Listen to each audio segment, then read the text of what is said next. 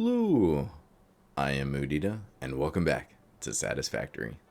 This is my 1.0 playthrough where I attempt to load balance all of my factories, because for some reason, this is fun for me. In the last video, I automated heavy modular frames. The last major parts to automate before I'm done with this phase of the game are all the electronics. But for that, I need to head back out to my oil base and get the rest of it up and running. And to do that, I'll need to automate empty canisters and compacted coal and utilize my train that is already running. By the end of the video, I'll be sending plastic, fabric, packaged fuel, and packaged turbofuel to my home base. And here we are. So we're going to use this corner right here, which is on the second floor, closest to the train station, basically. That's just right out there. So most of the other production is down that hallway. Our lizard doggo friends are right down there. And we're going to use this corner, mainly because this is going to drop down and then jump on the train. So in this room, we are going to make the empty canisters and the compacted coal. Then we can hop on the train and head on over to the oil base that we have out in the Spire Coast. And we can get that one finally up and running. But I actually have one more problem that I realized. Out here at our familiar mess, we take a look at the extra ingots I have. So this is actually 38 because one of these had an extra 10, the other one had 28. And then if we head to the other side, I've got 288 free. So this is actually enough. I only need 270. But you see, the problem is I actually already had plans for some of this and I forgot to include this in my totals that I made. So the 4,800 iron ingots isn't actually enough. With the other project needing, I think it was 60 or 120, this is just a really easy amount to work with, so I'd rather just leave this free and available. I do have the copper I need, thankfully, because I've made more than enough of that. So it's time to automate just a little bit more iron first. Here we are on the first floor where I'm doing the smelting and processing of all the basic materials, and we've got the ingots and concrete and quartz and silica heading every which way. And I am just going to take the next spot over that's free. We're just going to take a sliver of this. Definitely not going to take up the whole space. But I'll throw it up on screen. I'm just going to throw down 8 refineries. I'm going to use 200 in iron ore, and that's going to make me 520 iron ingots using the pure iron ingot recipe.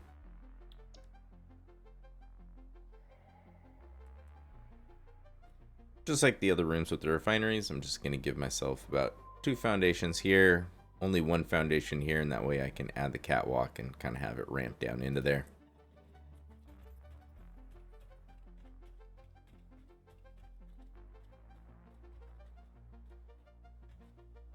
It's so strange how the bounding boxes just like don't line up sometimes. Don't quite understand.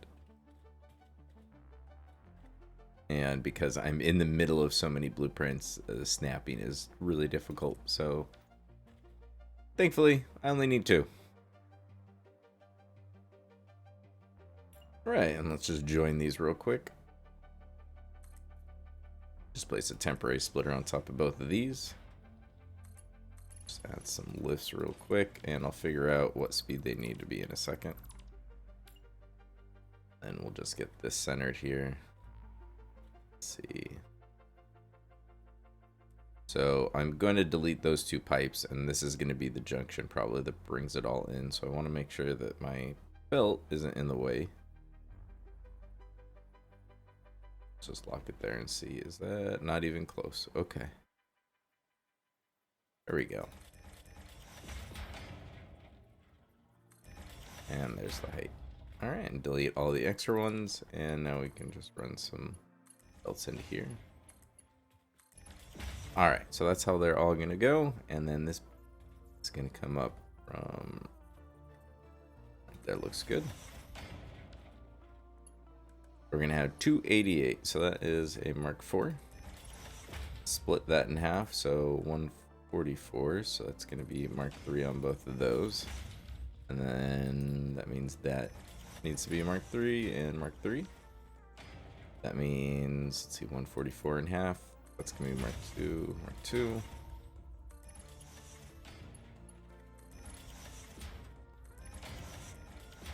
And there we go. Should be all the belts, but let's go ahead and set the recipe and double check. 8 machines at 100%. Each one's going to intake 35. That makes sense. I don't know why I said 288 when it's definitely 280. That is a nicer number to work with. And then for the pipes, I'm just going to delete these 2 sections right here.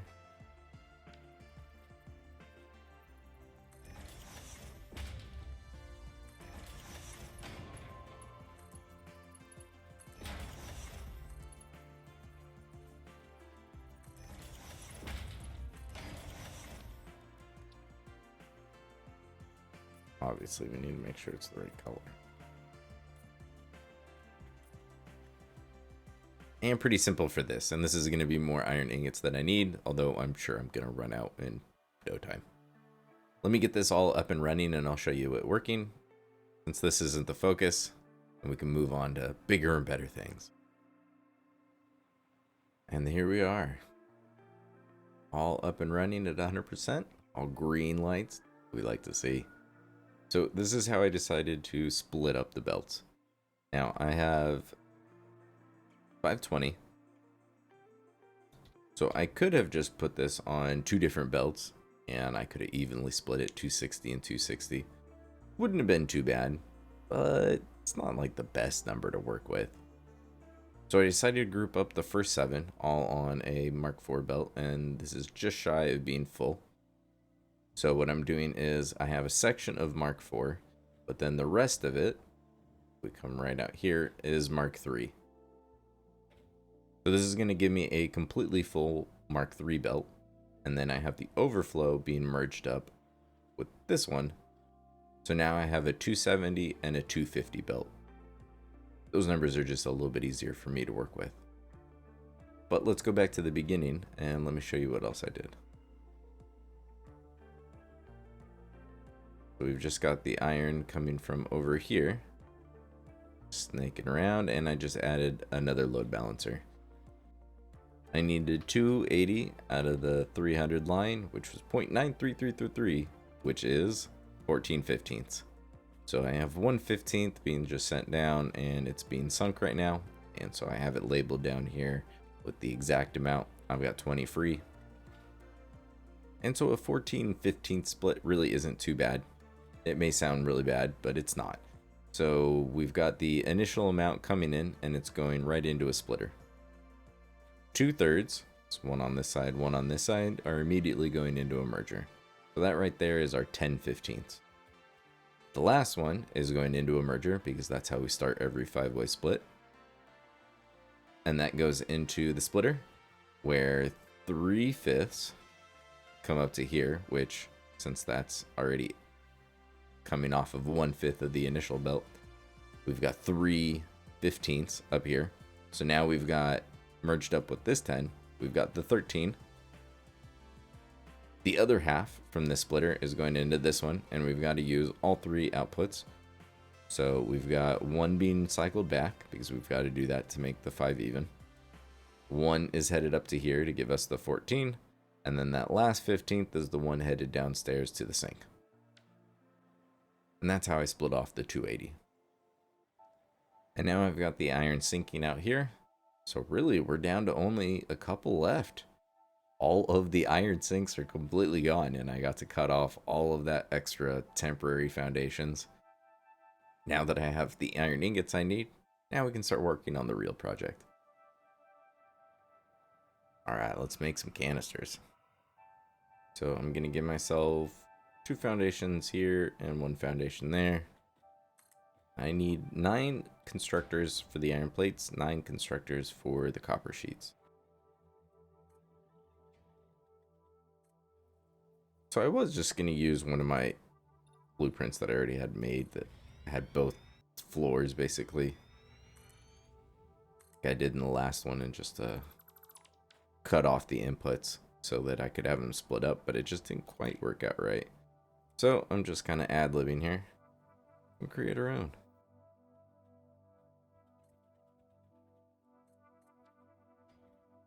Alright, so that's all the constructors. And let's just place the assemblers real quick. Now what I want is to line this one up with the center of those ones. There we are. Looks like a good amount of space. So we've got plenty of space. And eventually I plan on using this for the other type of canisters. When I have aluminum ingots, I'll make those canisters in this area so we can kind of keep the theme going.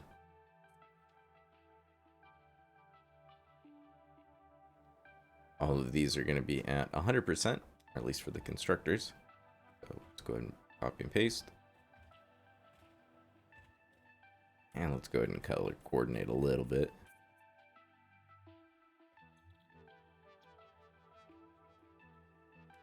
And for the assemblers, this really great alternate recipe.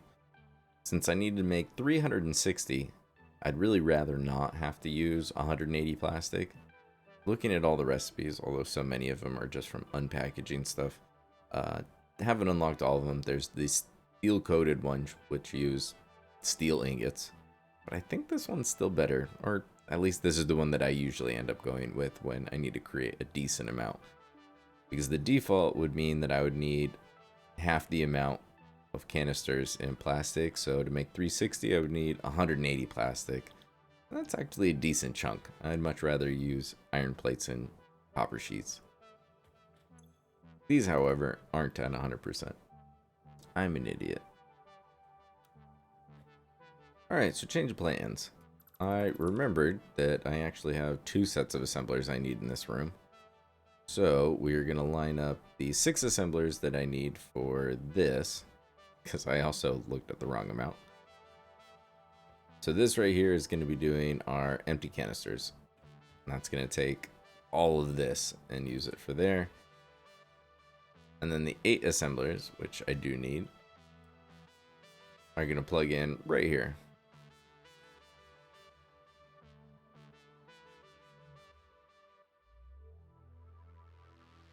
The 6 assemblers are all going to be using this empty canister, the coated iron canister, which just uses the iron plates and copper sheets.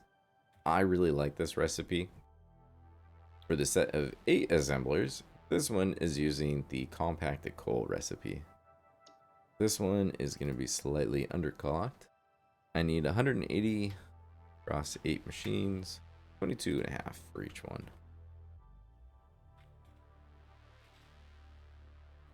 Alright, well, for most of this stuff, the bell works pretty easy. I'm just going to add another merger right here for both the top and the bottom floors.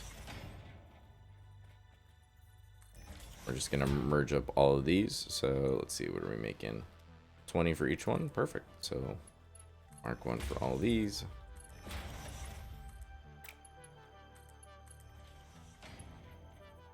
And copper sheets are definitely marked 1. I think they only put out 10 for each constructor. And here we go. So let's see, this needs to go up to that level, and then that one needs to come down to this level. Except for, let's see, we've got 180 iron plates and 90 copper sheets.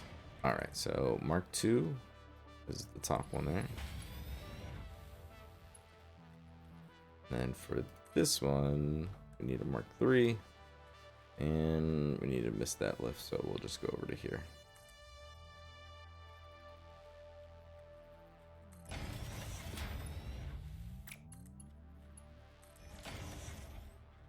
And there we go. Alright, so that's basically the empty canisters done. For the compacted coal, I just need to plug in 180 coal and 180 sulfur. So I just got to figure out where those are coming in from. And then I am going to need to do a little bit of load balancing, because I'm making 360 empty canisters because I want to actually have extra ones, so that if I do need another fuel plant or whatever, I've got, 3 storage containers full of empty canisters that I can just dump into a system. So I wanted some extra, and by making 360, I got just really nice even numbers to work with. But I only need 315 to go over to that oil base. And it turns out all I need to do is split that between 1/8 and 7/8. So Just plop this down anywhere. Gonna rearrange this a little bit. So dealing with eighths is nice and simple. You basically just split stuff in half a bunch of times. So we'll have the initial belt come in right here. That gets split in half.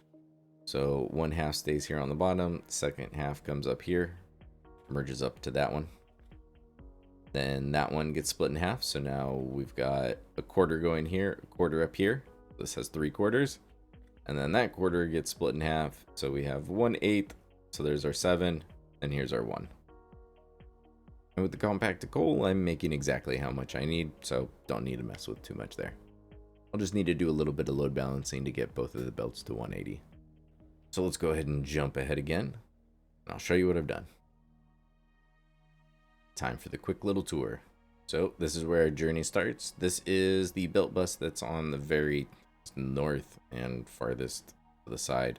This is getting all of the north belts basically. So we are going to be using the sulfur and that coal.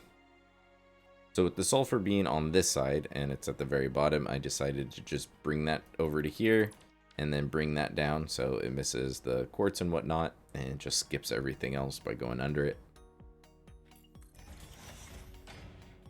And the coal's already on this side, so that makes it nice and easy. But then I just needed to balance the belts real quick. Both of the incoming belts are pure, so I needed to take 480 belts and turn them into 180 belts. Now if you're dealing with completely full belts like I am here, these are going to be completely full 480 lines. Smart splitters are just perfect for this sort of a situation. I need 180, which is a Mark II and a Mark I combined. That's 60 and 120, so here's my 180 line. And I just did that with both of these, so really easy setup. And then I have 300 free for both of them, and they're just being sent down below. And into some sinks. I'm sure I'll use that sulfur and coal soon though. As far as the iron and copper goes, let me show you what I'm gonna do. We head down into the chaos. I've got this extra bit right here. So this is a Mark III belt, so we've got 270 because this is actually the priority line right now. And I can see I've got exactly 270 free. So what this is going to do, I'm going to come over here and I'm going to switch these two. Instead of that 270 going to the center output and being sunk, I'm going to send it to the left, which is going to send it over to here. And then from there, I'm going to split it all 3 ways. So I need to delete this part of the belt, and then I'm going to connect it with this part of the splitter.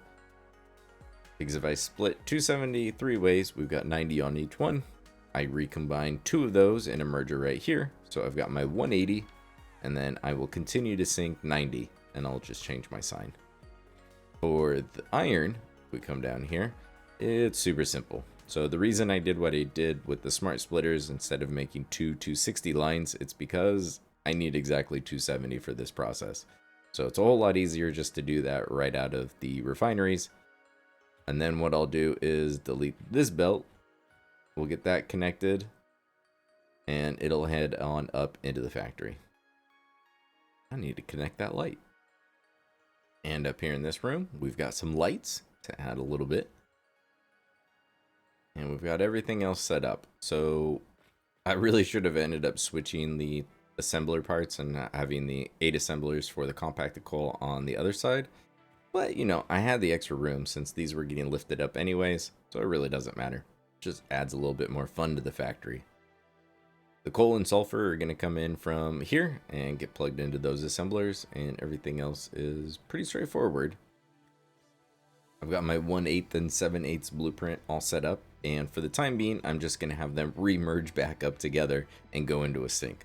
But this way, I've already got the split going the way that it needs to be, and I can just delete this and plug them in where they're supposed to go, and I don't have to worry about adding this later. So this is honestly only going to last for, I don't know, not too long. A few minutes to an hour, I think, before I send these onto the train and we head on out over to the oil base. All right, so it's that time. We get to get this started. So I'm just going to use my good old priority power switch trick. So this is for the coal and the sulfur to get that started. So we're going to turn these on, and then I'm going to run to the other side of the factory and we'll get the iron and the copper sent in. And here we go.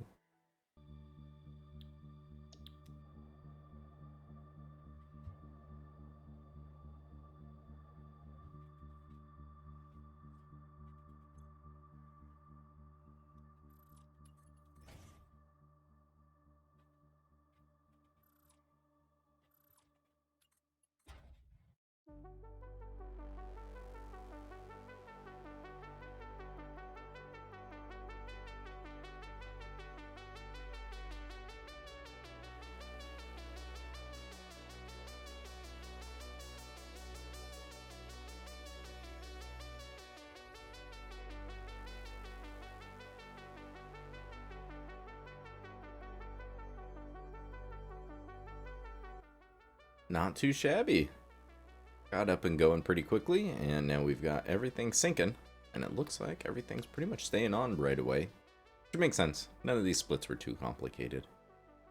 And by that I just mean none of them were the 5-way splits where you have to have bits cycle back, and that just takes a cycle or two to get up and running, but still.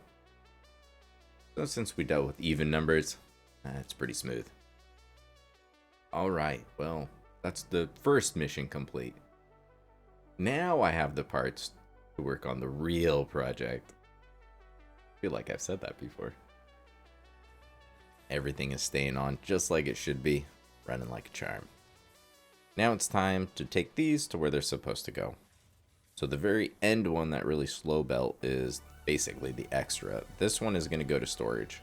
These two are both going to go over to the train. Let me show you. Head on down here. They head out into the hallway.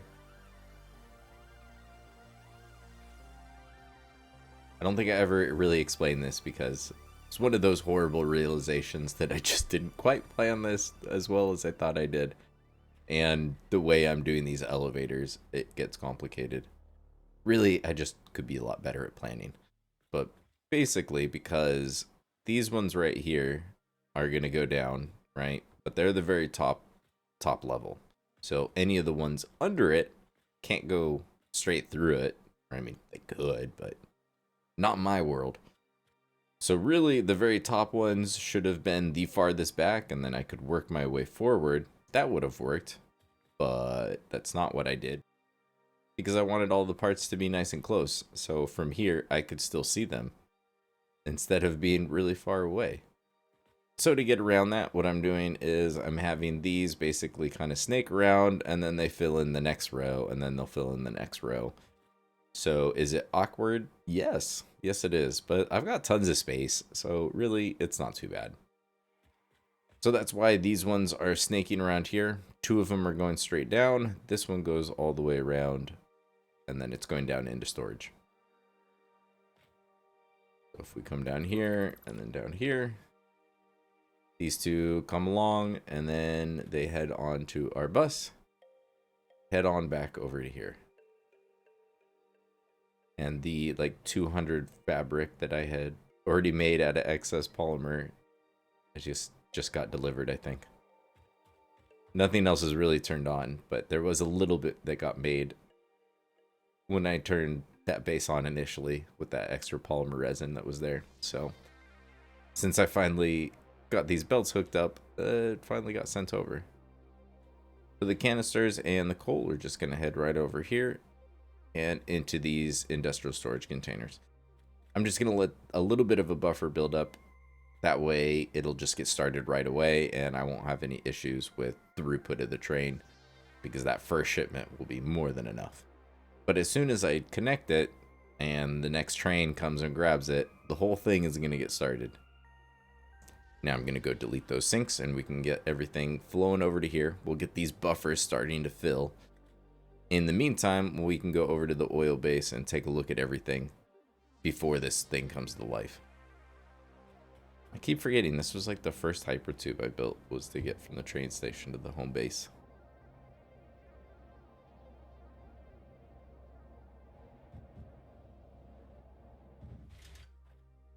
Pretty handy. Alright, so all I need to do is just get these connected.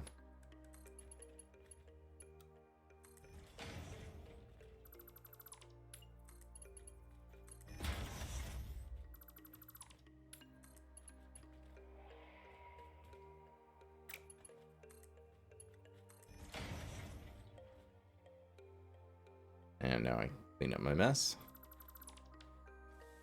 There it goes. All right. Let's go take a look at everything. I don't think I ever explained this, but I decided to add a railway out over to the coal power. And that's how I have that connected to all of the other power grid, instead of running the power towers all the way over there. Man, this train station needs some love. Well, I'm sure sooner than later I'll be back out here. But let's head on over there and take a look. And we're back. I had built these in the last video that I was out here, but I didn't really go through the whole process, and same with these right here. Let's start with these ones. So this is my Turbofuel. This is making entirely too much Turbofuel, but the reason for it is I'm planning for the future. So I am going to add a little bit more decorations, make this a little bit more enclosed, but we'll get to that in a little bit.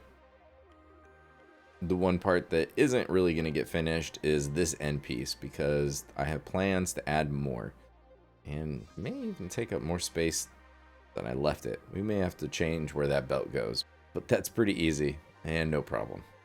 So the next machines that'll go out here are going to be the rocket fuel, and then I want to make the ionized fuel, because I want to make all of the different packaged fuel that I can. And it's going to be way more than what I'll need for my personal use with the jetpack. However, drones can use most fuel types now. So by just having a whole bunch of extra fuel, I'll also just have a bunch of extra fuel for any drones or vehicles. I don't know if I'll use those, but drones for sure I'll end up using. So that's what I'll use that space for, but let me cover the rest of this. All right, so just as a quick refresher, I've got a bunch of refineries up there. Only half of them are on, half of them are yellow, because half of them are going to feed this whole process. So those are making heavy oil residue, and then that heavy oil residue is dropping down into these refineries here. These are making the diluted packaged fuel, because on the other side of here, we've got our water extractors and our packagers.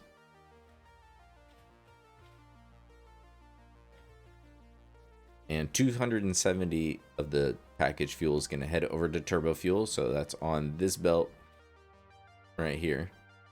And that's going to go over into this system where we're going to unpackage it, and that's going to go into these refineries. And I'm just using the regular Turbofuel. If I was going to be using this for an actual like power plant, I would definitely look at the more efficient recipes.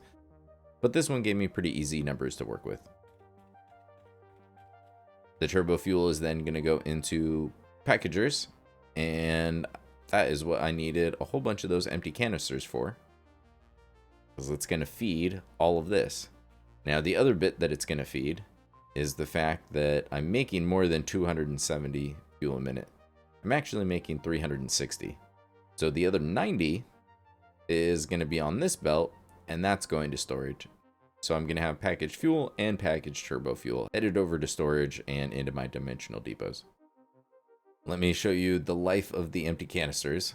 So a bunch of them are going to stay within the system, right? Because the 270 that I'm using for the turbo fuel, it's getting unpackaged and then it's going to get sent back. But I need a whole bunch of canisters for that, and the 90 that are going to continuously leave here and head to storage, right? So that's what I needed that 315 for. And the 315 comes in from the train and heads right over here. And I've got my 2 7s and 5 7s blueprint. Because if we take 315 and divide by 7, hey, look at that, it's 45. And so the 2 7s gives me the 90 that I am continuously losing for the packaged fuel. The rest of it heads on over here, and that's the amount that I need for all the packaged turbo fuel. I'm sure I called one of those the wrong thing at least once, but hopefully that made sense. So the empty canisters are all getting joined up with the rest of them, and they're heading on over here. And heading under this, which I'll go over this split in a second, but we're headed right down under here and into the box. So this is just going to be a storage container where as soon as I drop off a whole bunch of empty canisters. That will get these coming into life, and we'll start creating fuel. So I have a bunch of extra so I can kickstart this system.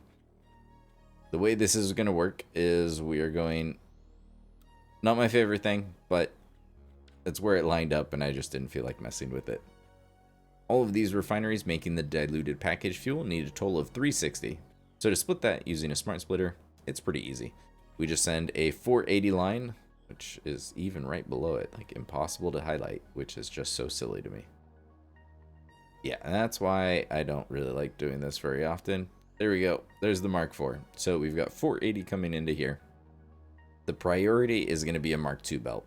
So that'll send 120 back into the storage container, leaving me 360 to send on over into the packagers to get my packaged water going. And that's basically the loop. So I just need to replace the ones that I'm losing, and it ends up still being it's sort of a closed loop that just requires a whole factory over at my regular factory to supply. And that's why this didn't get turned on till now. All right, so the other half of the new products, those other refineries that are just over here, all these guys right here, let me show you what they're doing. All right, so the polymer resin, which is coming from the very first step when you make the heavy oil residue. The amount that's coming out of the heavy oil residue process is 90. That's going to come over to this splitter. If I split that 3 ways, I've got 30 on each one, which happens to be exactly how much I need on one belt. So this is going to head on over this way, and I'll show you where that goes. The other 60 is getting merged up with all of the polymer resin from my very first power plant, which is an additional 360. So that 360 meets up with that 60, so I've got a 60 line and a 420 line. And if we follow these belts around the factory, show you where they go. Right over into these refineries. So that very first one here is going to use that 30 belt that we split off, because these need 30 polymer resin to make 30 fabric. Is that more than I need? Absolutely. The other 7 refineries are all using the residual plastic recipe clocked to 100%. So they'll intake 60, split out 20 plastic. And that's where the 420 line of polymer resin is going. And to do a 7-way split, it isn't really too bad. These are basically in sets of 2s, but this last one, instead of having a refinery to go to, it has this lift that just comes along here and plugs into the initial merger. So just like a 5-way split, you just split it 1 extra time and loop it back to the first merger. And this will provide me with 30 fabric, more than enough, and 140 plastic, which is enough for now. I will definitely need to scale it up and make a ton of plastic later. But to get my home base up and running and all the electronics done, I don't actually need a ton. And those will all get grouped together and head on over back to the train. Alright, so let's head back over there. The buffer should be plenty full enough by now, and we can watch this come to life. Perfect timing. So the train just got here, so that pauses all of these belts. So let's go ahead and get this started. Go ahead and collect these. And I went ahead and added some temporary sinks just so the factory didn't get too backed up. So I'll come back and delete that and clean up that little mess. But let's go ahead and head on over to my train so we can head on over there and get this started.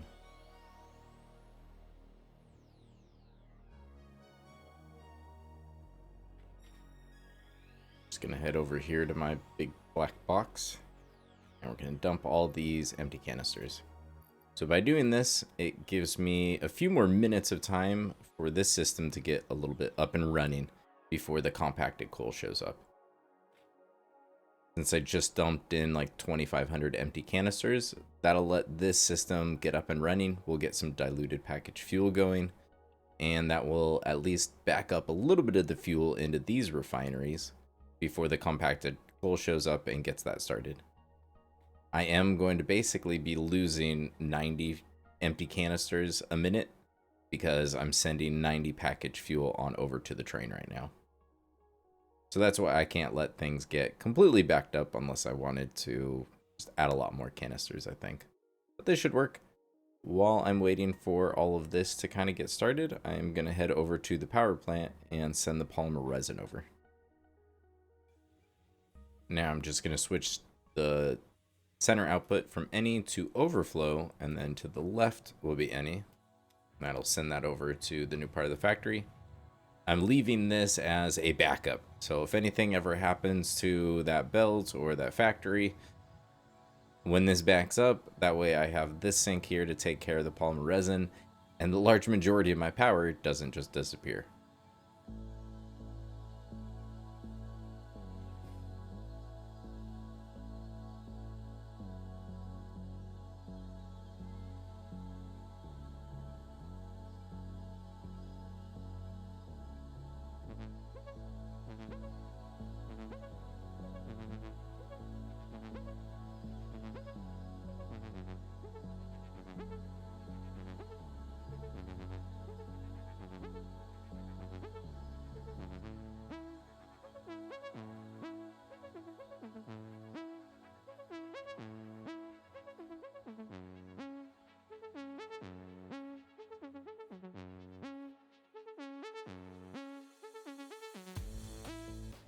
And it looks like everything is staying on.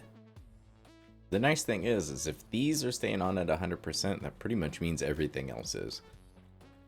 And the reason for it is if the turbo fuel isn't running at 100%, it's not consuming enough fuel. If it's not consuming enough fuel, then we're ultimately not making enough heavy oil residue, which means we're not making enough polymer resin, which feeds these guys. So if these are on, I am good to go. Now that's the kind of bright, colorful belt buses I was looking for. Everything's been running for a little bit now, and looks like we're in business. So before we end this video, there is one more thing that I kind of want to do, and that's not leave this as just a floating ceiling on top of the factory. So I'm not going to finish off this wall, but I do want to, I don't know, kind of fill in a lot of this. Alright, so here's the problem. The roof I decided to build off of the train tracks, which are at this point aligned to the world grid. But only aligned to the world grid. Unfortunately, if I grab a foundation and hold control and get the global grid here, and we zoop that up, zoop this over. So it's aligned, but unfortunately, we are definitely not on the world grid. And unfortunately, that is what I built the rest of the factory off of, was on the world grid. Normally, I wouldn't really have to think about whether I'm building from the bottom up or the top down, which is what I'm going to do here. All right, so using the grip metal foundations, I'm going to build from the top and work my way down. And then I'll fill in that gap with like a half foundation. But this way, the nice thing about the grip metal is the front of it, or at least this side with this pattern as opposed to the side with the corrugated pattern, is it sticks out more than kind of the box does. So when you clip two of them together, you don't get any Z fighting because that part sticks out farther. So they work pretty nice for corners and whatnot. So I'm just going to build from the top down.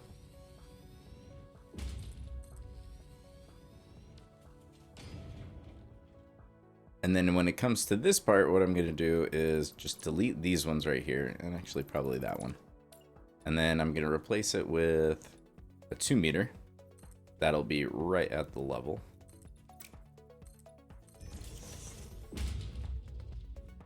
So that pattern clips through just a little bit, but I don't mind. And it's okay because I'm going to distract everybody with windows. So we're going to go back, so it's halfway on the half foundation. And then I'll just run these along here. Goes there. And then we'll just grab another 2 meter foundation to finish it off. The windows definitely help, but just leaving it like this would make it just a very large gray and black box. So let me play around with some things. I'll be right back. One of the great things about finally having this factory up and running is I get to get rid of all of this extra right back here. Pretty happy about that. So I'm just getting rid of all of the extras.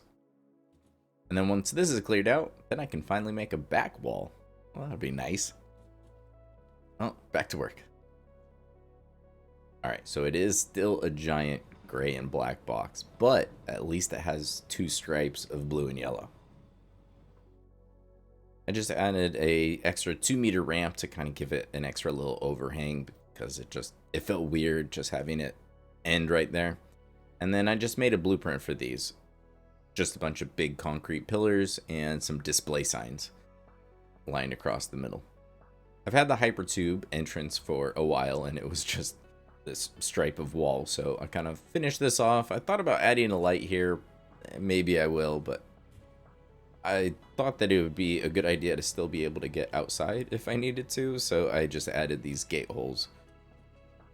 So things didn't end up being exactly symmetrical, which I'm not surprised since I'm working with two different grids basically. And there is a little bit of Z-fighting, which I'm not crazy about. I guess I could cover this with more beams or something like that. But for now, I'm just going to leave it. And this is how I closed off this weird part because I had to add that extra bit. Totally not because I forgot to build the water extractor when I was first building this factory. And had to just add it onto the side. Definitely not. So I just used some slanted roofs to kind of enclose this little bit. And then just kind of kept the same thing going except for up here because the roof slants up. I switched to just using the single windows, but I thought it would look a lot better with an actual kind of like barrier. So these, which you can't really see, I'll just delete one, are just a 2-meter ramp wall and inverted ramp wall to kind of give that extra 2-meter layer that really kind of helps blend the windows in together, or else it looks really weird having them just kind of end right where the foundation is. Does burn quick, but packaged Turbofuel is pretty nice for actually going up. And this is what I decided to do with the back wall. And after I finished building it, I jumped on my train and realized that you can really barely see this thing at all. But I think it's cool. And from the inside, it looks great looking out into this canyon through here. So I just used the big concrete pillars. And if you're curious how you do something like this, you use beams. All right, so to get one of these angles to work, let me show you. I find it's a little bit easier if you go from the top down. So if we can find the sweet spot, which should be, yep, either one of these will work fine. So you find the corner that you wanted to go in, and even though the painted beam will only stretch 40 meters, as long as you look at the exact spot you're aiming for it, you don't need to be standing like right on top of it like I am. But it'll keep the angle. So as you can see, it's perfectly parallel with that concrete pillar. So now if I grab a concrete pillar, I can snap one to the end. And then in Zoop, you can zoop it up. I would just delete the painted beam first. And then for this, it looked weird having it just be a giant, just flat wall of concrete. So just added a couple ramps with some more big concrete pillars just down there to add a little bit of depth. They're a little bit off the wall, so I thought it looked kind of neat. Decorating is definitely not my strength. But thankfully, most of you probably aren't here for my aesthetic builds. And that is going to do it for this one. So pretty productive episode. I was able to automate the compacted coal and the empty canisters. Along with the empty canisters, I now have 140 plastic, 30 fabric, 90 packaged fuel, and 225 turbo fuel headed to my storage and the dimensional depots. Although I do have plans for a lot of that plastic. In the next video, I'm going to use a bunch of it for electronics. So look forward to that, and thanks for watching.